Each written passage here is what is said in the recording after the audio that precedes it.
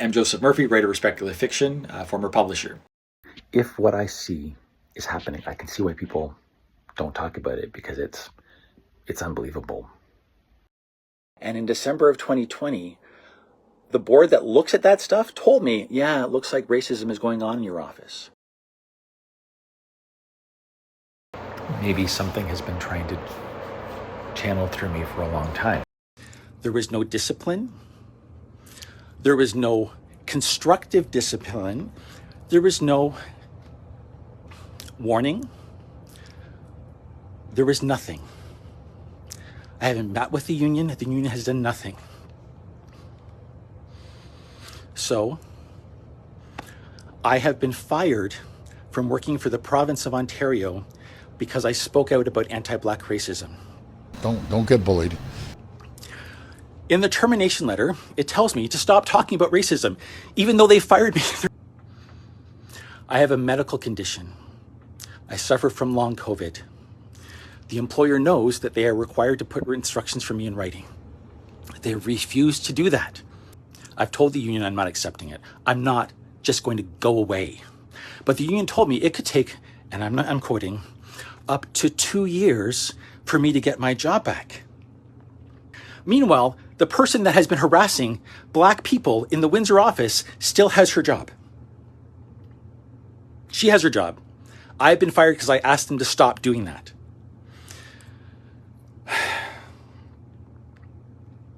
So it looks like I'm going to have a lot more time on my hands. I've informed the employer that at this point, I think it is time for me to make the movie. So I am going to be working on the documentary to expose anti-Black racism within the province of Ontario.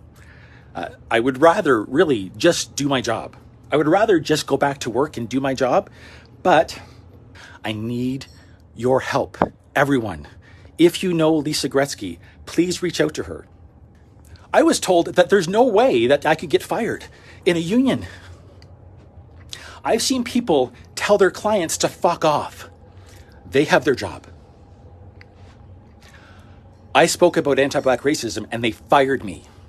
You know, I thought I was stronger than this.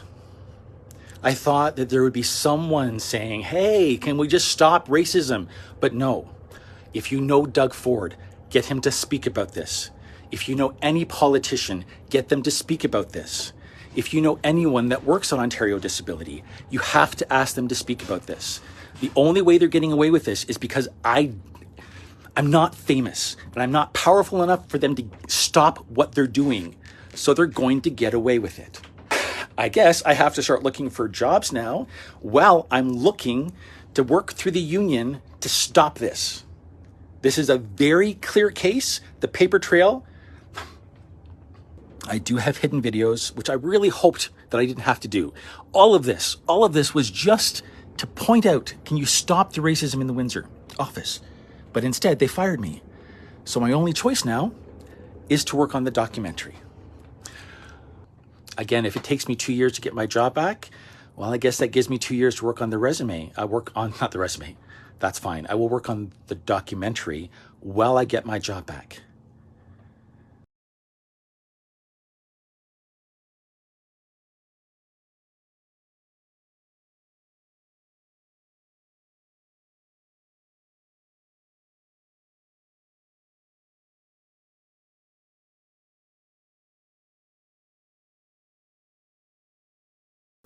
Because this is one thing I know. I will get my job back. Because management has completely done everything wrong. They have not followed the contract at all. At all. Not even remotely. The union needs to fight this. Because the union has failed me so far too. So if you know someone in the union, get them to get off their fucking asses and get to work. Please.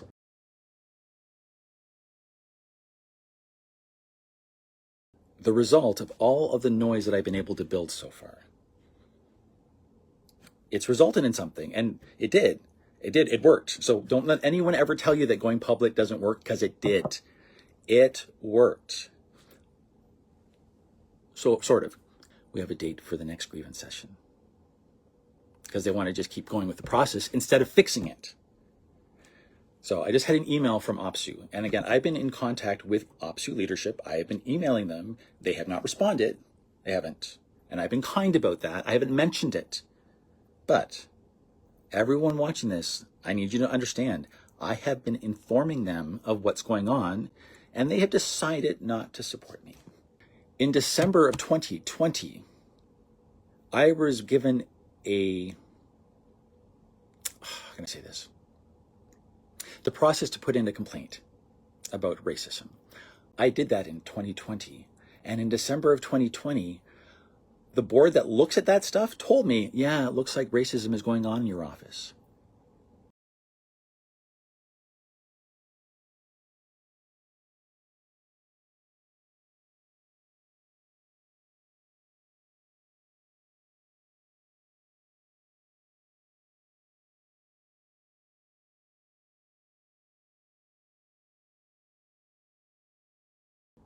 So I've already done that. I've already proven that racism was happening. Like it's not like I haven't tried. But what I got email today from OPSU leadership, and everyone was like, tell you what, Joe, we've got some dates for you. So if you can just hold off living in poverty for a few more months, maybe we'll have a chance to look at the evidence again. You've already looked at the evidence. Everyone's already looked at the evidence. There's nothing to prove. All you're doing is pushing the can down the road. Everyone knows what I'm saying is true. I'm done pretending that I'm the person that's doing something wrong here. All I'm doing is pointing out that something bad is happening. And I need OPSU to step up. OPSU, you are supposed to be protecting people. You are a union.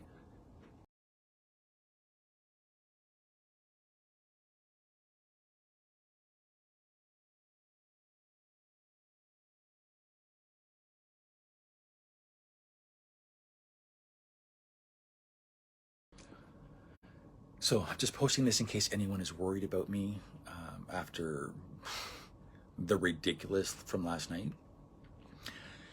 So I want you to know that I'm fine.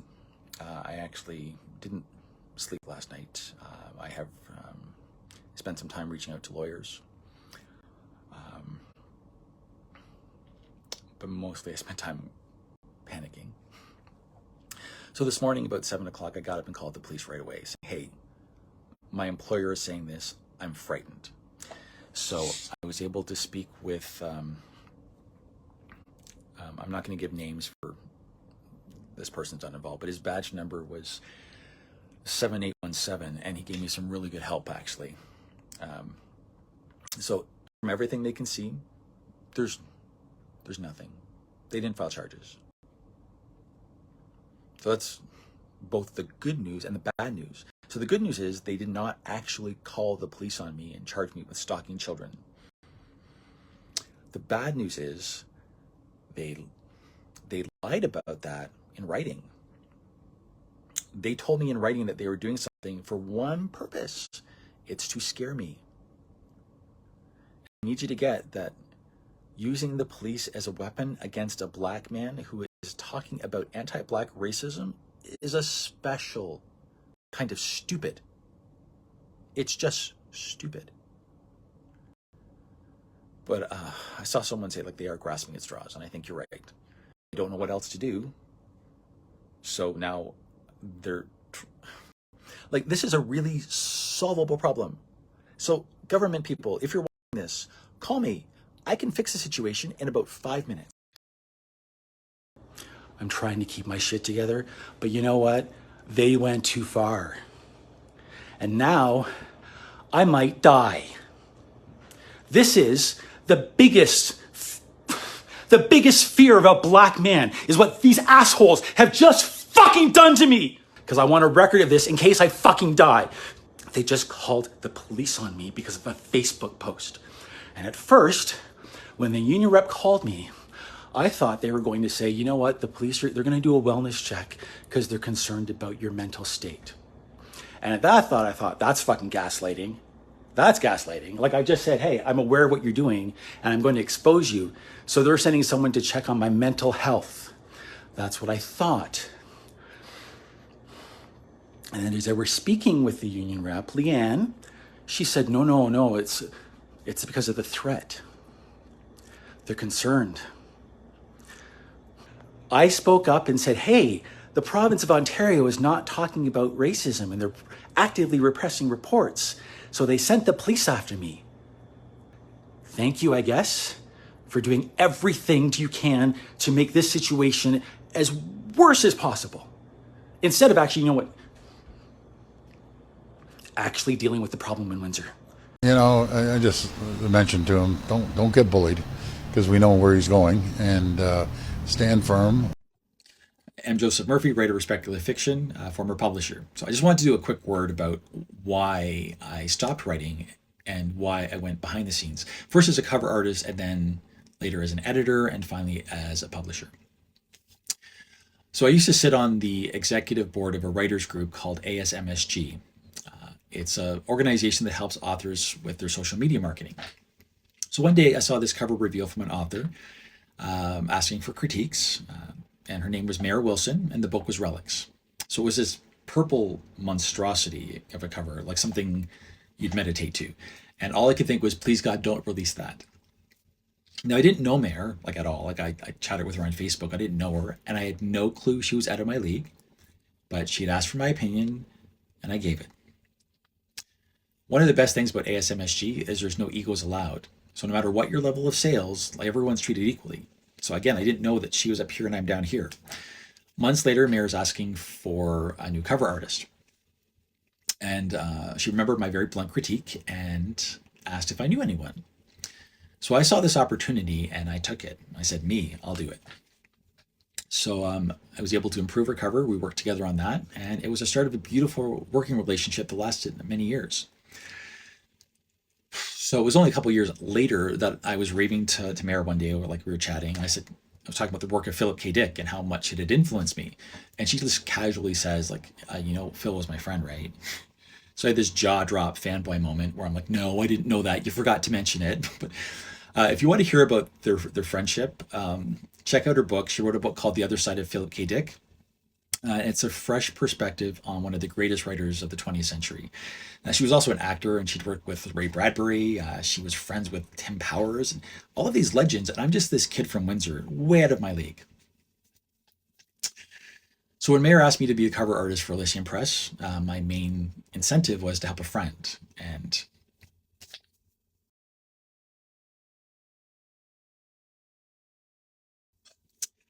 But I stopped writing. But when I became an editor and a later publisher, I had this incredible opportunity to help other authors find and perfect their voice. Doing so helped me hone and perfect my own voice. And that was a problem.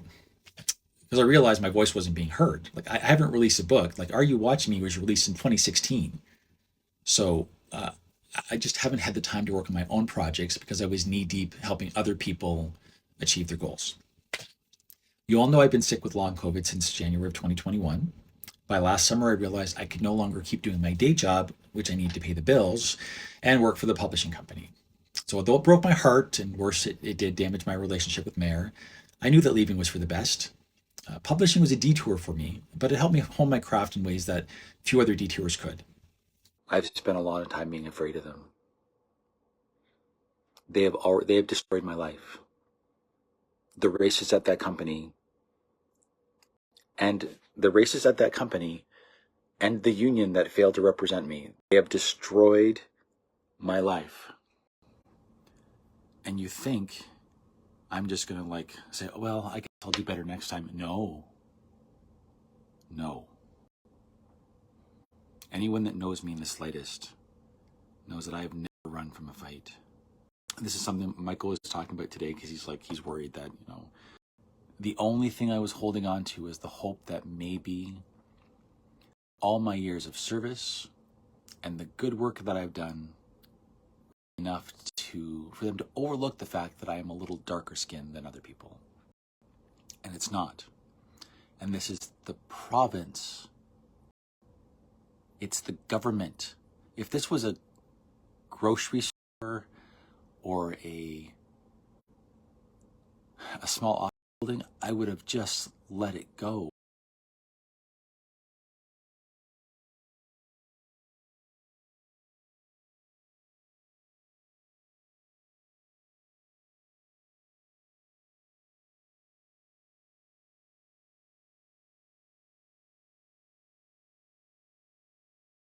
I was talking with my boyfriend Michael today, and he is one of the most creative people I've ever met. And he always comes up with these amazing ideas. And I'm telling him, Michael, that's a movie that you've just come up with. And today he came up with something. I'm like, that's a movie, and I want to make that one that you just said. And literally, he came up with he said something, blah, blah, blah, do that, and then the entire movie came out. And what I realized after he left, because he's been gone, he left over, he's been gone for over half an hour, and ever since, I think he had to leave because he saw how excited I was about it, and he got a little overwhelmed, but I got the entire movie. I started researching it, and I need your help.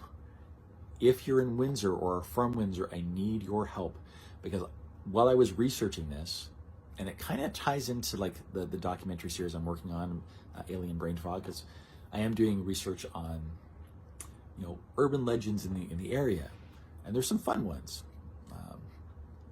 One that I remember as a kid is we used to have the green-faced man. When I grew up in the villages of Riverside, the people in my block had this fairy tale about the green-faced man that would come out at night and scare the kids. It's a made-up story, but it was something that we all believed at the time. So I'm researching that, and I'm also researching UFOs. Anyway, I'm using ChatGPT for my research, which makes research so much easier. And I found a really apparently well publicized UFO story from Windsor that I've never heard of before. So apparently on March 5th of 1978, in Windsor, Ontario, Windsor, Ontario and Detroit, Michigan, there was a massive, well-publicized UFO sighting. Now, I was in Windsor at this time, I believe. It was the year after Elvis died. I'm not sure of the exact month, so I might not have been in the month, but it was around that time that we moved to Windsor. And I've never heard anyone talk about a UFO sighting like this. So, according to the story, and I'm going to reach out to MUFON for more details because I can't find more details on it. But according to what ChatGPT says, on March 5th of 1978, there was a massive UFO hovering above the Detroit River. It was a triangle about 150 to 200 feet in length. And it was above the Detroit River for about 20 minutes, anywhere from 20 minutes to 30 minutes. And it was witnessed by police officers, security guards, and civilians. So why the hell has no one talked about it? Like, if this is something that actually happened and it was that big, why has no one talked about it? Now, as for how that relates to my movie, spoilers, but here's where I need your help. If you are from Windsor, do you know anyone from Windsor that has seen a UFO? Or do you know anyone that has any knowledge of a UFO sighting in 1978 that is supposed to have been a big deal, and yet no one has ever talked about it since? So please share this video widely. I need to figure out what the hell is going on, because how did we forget? But I did a video recently about how I started singing a lot because of long COVID, and how it really helped with my symptoms. Because I lost my singing voice, and I had to kind of get it back. But my singing voice now is completely different than it used to be. So I had to find my new voice. I think I finally found my singing voice today. And because I found my natural singing voice today, I can tell you and myself how to find my real writing voice.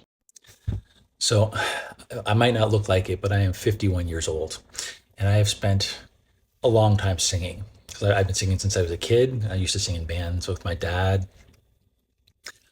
But I used to have a really high voice, kind of like a Michael Jackson voice way up here. And I don't have that anymore because of long COVID. So, what's the big secret? How did I find my singing voice? Well, I did what every singer is supposed to do. I practiced every day. I'm not done yet.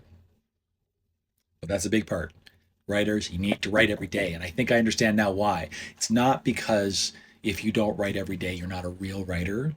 Don't believe any of that bull. Like, if you can't write every day, you can still be a writer. But the easiest way to learn and get your real voice, you have to write a lot. I'm sorry. But and I feel your pain. But if you want to find your writer voice, you have to write a lot. So most of us can tell the difference between singing voices. Like, you can tell if it's Adele or if it's Snoop Dogg. You can tell the difference in voice. But how do you tell the difference between writers' voices if you don't read?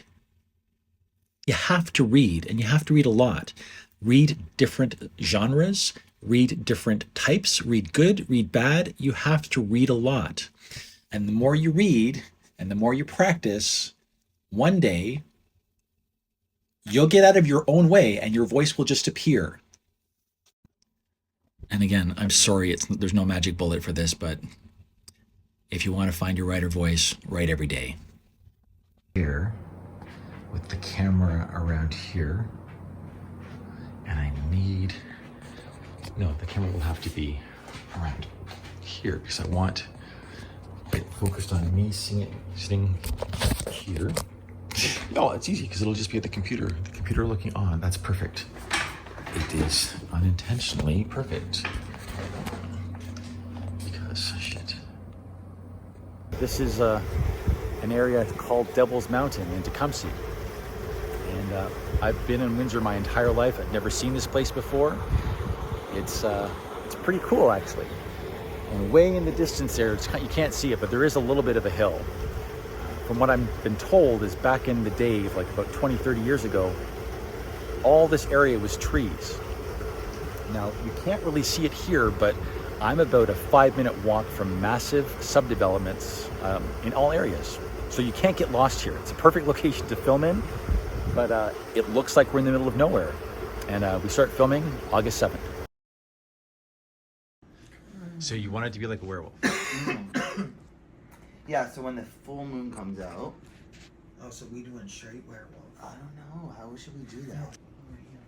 I remember back too. Okay. Oh, yeah, yes. So it's a, Okay. Yeah, so like. So if you want to say that again, we're doing full moon. What happens at the full moon, Michael? We're gonna do the I don't know full moon. No. We're definitely doing full moon. Okay, so full moon. Okay. Tell me first, though, why would you not want to do full moon? Because I think it should be It limits. like I mean, it maybe limits like the- I have like a sense of like, you know, when certain men or like remember I was how thinking I'm, like, you were a regular schmegular guy, and then Okay. at the full moon you turn into like this muskrat. or maybe I got bitten by like a muskrat. yeah. Okay, some but I need you sort to keep going. What were you going to say about something about the men? of, maybe like I have a sense when they come into the area or something, you Okay. know, like a pheromone. Like you can smell their buzz. Yeah, right. No, there but we like I go. could do You like can smell. I can sense when they're in the area. So then it's like, you know, more or less I don't know, like So you want to smell females, is what you're saying. no, it's almost like I can smell like the males. Okay. Think well, about the mask. testosterone. We can Well, film. Okay, now the muskrat has. Like, Yeah, he we can't gotta- be too sophisticated. He But just- who knows? very Because simple. of the situation, I Be may have simple. evolved. Maybe like every You time live we could do it like in a fucking ditch, okay? ooh, how about this? Like kind of like almost like You're not living. Jeepers Creepers. Like whatever I eat on the human, I gain that understanding. Remember? So like maybe like as I'm eating the humans, I'm turning into one. Oh, you know what? This could work because that's how you regain your form. You have to kill Right. somebody at the full moon. Yeah. I have Otherwise, to retain body parts. Yes, it has to be at the full moon. Otherwise, like you can't eat somebody on a Wednesday. You know what I mean? Like it has to It's be. Big Mac Wednesday. It has to be at a full moon when, like you know, because magical Yes, shit only happens. certain at So, certain times. right. Like, for 23 days he eats, so that's Right. how he. Yeah. That was like in the Jeepers Creepers, but But that'd be We cool try, to well, we try not regain. to get too much reference because we don't want No. But I'm saying it wouldn't be like 23 days. It would just be like I would be You have 3 days to consuming the consume. limbs and stuff of like. You have 3 days to consume because usually full moon. Oh, you know what? I think we should absolutely reference Jeepers Creepers because that guy's a fucking asshole. The guy that did Jeepers Creepers is a child molester. Okay, so why do we want that on our film? Because we're in From my how film. many children? Because it's my film. Here, film me. He's like, Film film me. me. It's now me. It's my turn now. You have to film me. No, I'm not gonna film you saying that. You want to film me saying like? Think. Okay, now it's going. Okay. Is it going? I pressed stopped and then Okay, that's fine. Okay. So the version that I had for Who's the Muskrat version? Man, Yeah. which he doesn't call himself that. That's just the name other people call him. Yeah. Is he's kind of like a supernatural being. Yeah. So when you said like the Lorax, like yeah, he's like the spirit of the Yeah. woods. He exists for one purpose: Yeah. to rid the world of weak men. He hunts them. He can scent them. Right. And so a weak man. So that's the whole thing. What is a weak man? So, someone that beats their wife, or Yeah, like child molesters. right, or That would be the only people I can consume. yeah. well, yeah, Maybe we could have. Maybe it could be like. It Or- starts off with like he makes friends with a certain. Maybe like. how about young- it'll be like, yeah, a couple walking through a park, and then the guy just hauls on her in the middle of the park, starts slapping her around, but then the muskrat can see what's happening, that's witnessing true. everything while this domestic's happening in the park while no one else is around but the muskrat, and he's watching the whole thing. And then after he just kind of like, it ends, and then one day Buddy's walking through the fucking park Yeah, right. all by his lonesome don't himself. Well, guess Yeah. what? Or the park's like notorious for Good. like That's a good idea. creepers. Consider using this for the for Devil's Mountain. I'm watching I can only describe it as a miracle. It's amazing. I'm watching the only existing video of Seth speaking through Jane Roberts. I stumbled upon it on Netflix.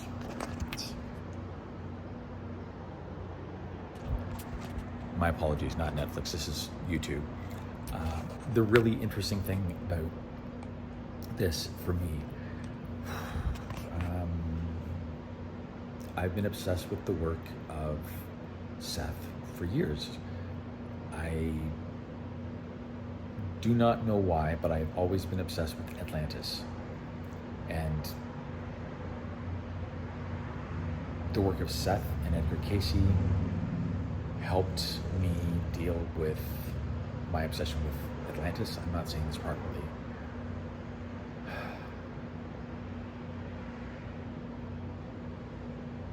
The point I wanted to record is this. And again, this is something, I'm saying this primarily for Devil's Mountain. I want to include it, but it's also unfortunately true that ever since I was a child, there has been something that has been trying to get me to leave my body. And I know that sounds weird. I gotta close this window, it's so fucking loud. I know it sounds weird, but when I was, it was the summertime, my teenage years, I can't remember the exact year, I'll have to look it up in my journal, but it was the summer that my cousin came down. My cousins Kelly and Rob came down. They were staying with me and my brother. I'll change this so I look better. Yeah, so it was my cousins Kelly and Rob came down to stay for not this summer, a couple weeks. And we were playing with the Ouija board. And I was reminded of this because Jane Roberts was talking about contacting entities through a Ouija board. And it was after this weekend, after the experience I'm going to talk about right now, that I decided to never touch a Ouija board again. And I don't think I've ever recorded it. I've told very few people about this, but this is true. And I think it should be included in a movie. cut. So if I actually do include any of that in the movie, side note here, don't include this part because this would be the part that, the filming part of it. I'm thinking that when I'm talking with Sebastian, or Michael's character, I can then reveal, like, you know, I kind of relate because I had this really weird experience when I was a kid where it felt like something was trying to get to me to leave my body, and then maybe tie that into being kidnapped into the fairy realm. And that's being kidnapped into the dark realm. Like that's why. It's because something has been trying to get me for a long time, and I'm vulnerable to it. And then because I've been kidnapped, that gives Sebastian the incentive to get into the woods, because otherwise why would he ever do that?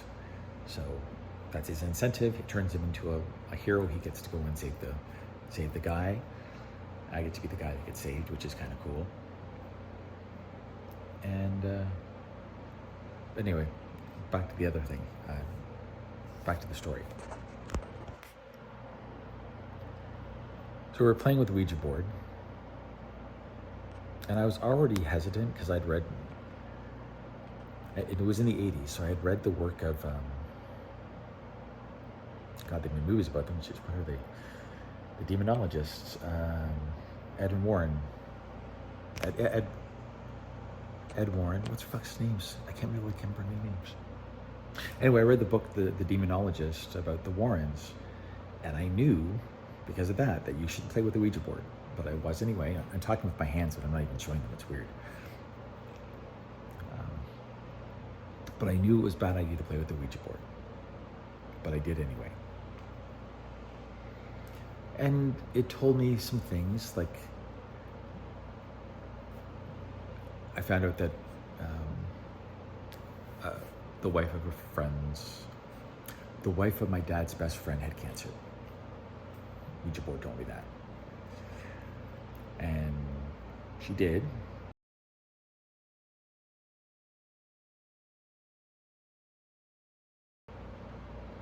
So that was like, I don't think we should be playing with this. But we were kids, you know, and I was the oldest there. I might have been 10. Might have been 10. After the release of The Demonologist, at least, so we know that for sure. But one of the things that came through was there was this entity, and it was telling us to leave our bodies. It was telling us it wanted us to astrally project to the moon. And I was saying, like, if we leave our bodies, that means that something can come in. Don't do that. But it kept kind of getting us to do that. And it gave us the initials. When we asked who it was, the initials it said were HPV.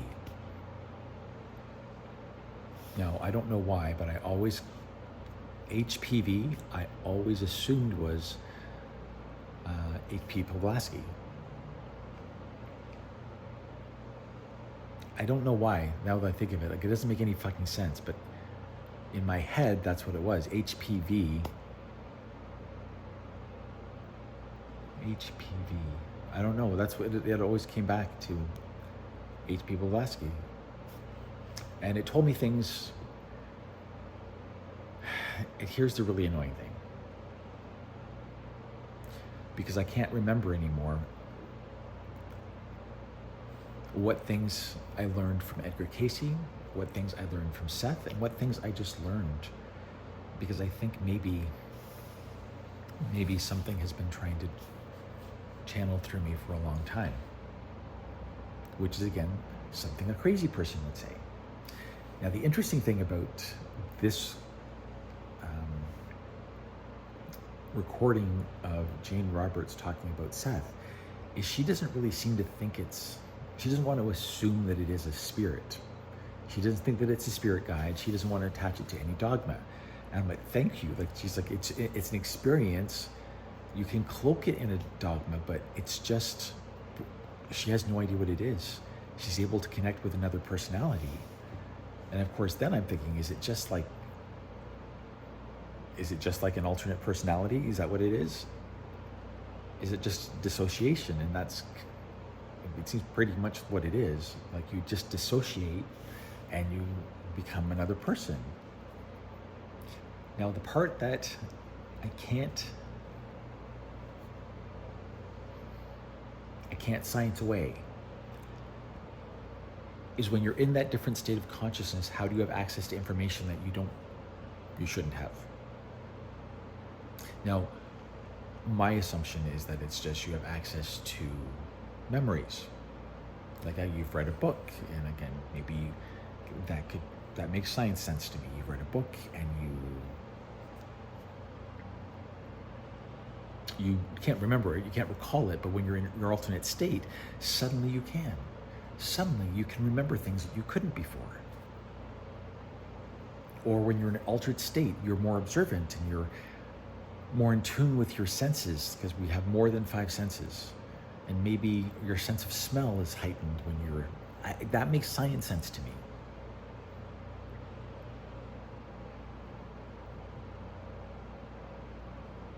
I can't science sense knowing the future.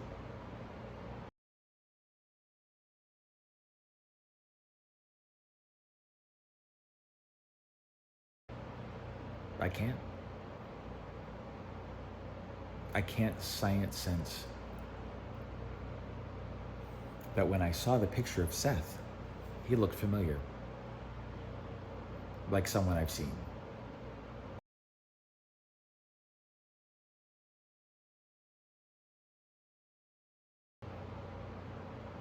Because in the video,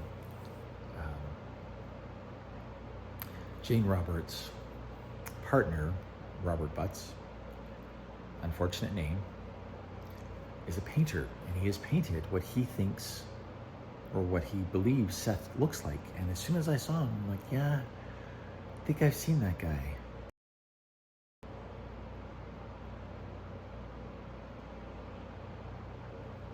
I don't want that to be true. Jane Roberts died in 1984. But it's also possible, isn't it, that I've just read a book before about Jane Roberts and seen that picture before. So of course I've seen that picture, and of course he looks familiar. And that makes science sense. And I'm going to keep believing in science as long as possible, because it makes me feel a lot safer.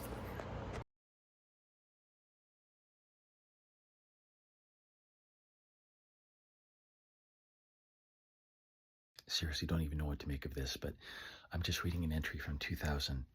I think it's September of 2000, when I say in my journal entry that I've had a prophetic dream, and I have no active recollection of this. I am a little embarrassed that I said I had a prophetic dream, because that's a weird thing to say, but I guess it felt prophetic. And as I'm reading it, I'm thinking it was, because it's this prophetic dream that I don't recall is actually the plot line of Witches of Cuba. I don't think I've ever said this part out loud, but what I have been seeing is that the lady from the water is actually from Avalon or Atlantis, and it's in the middle of the Atlantic Ocean, just off the coast of Cuba. And I never really knew where that idea came from, but it seems to have come from this dream that I don't remember from 2000, the one that I said was prophetic. And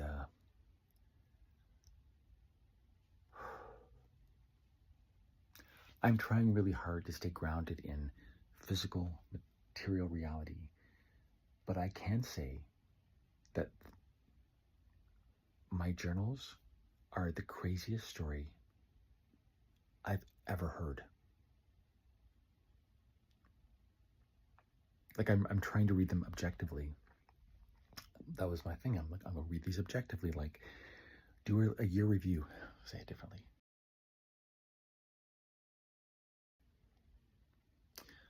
The intention was to look for proof that I could predict the future, that I could. I mean, I know that I had dreams about 9/11 before it happened.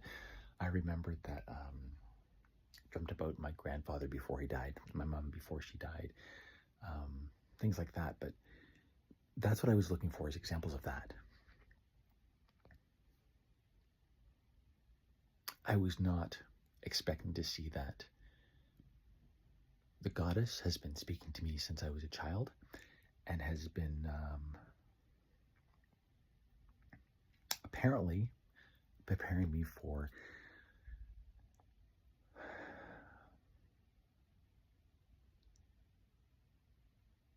I just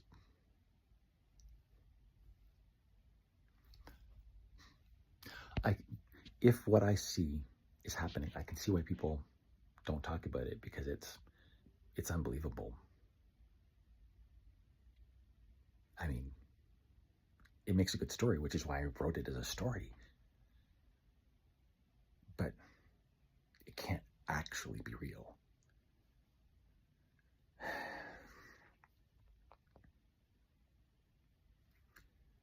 I'm staying grounded in material reality. All I know for certain is that I'm in this room right now. I don't know anything else. But my journals are fucking wild.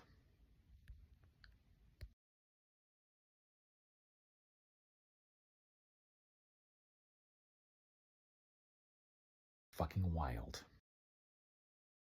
Come one, come all, hear the fairy tale song of the good fae they call the Nain Rouge.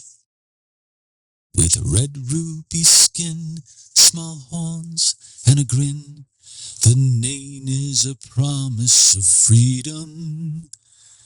If you take time to be extra kind, the Nain will shield you from danger. But if you see red and choose violence instead, the Nain will curse you forever. Nain Rouge, do do do do, do do do do, do do do do. Nain Rouge, do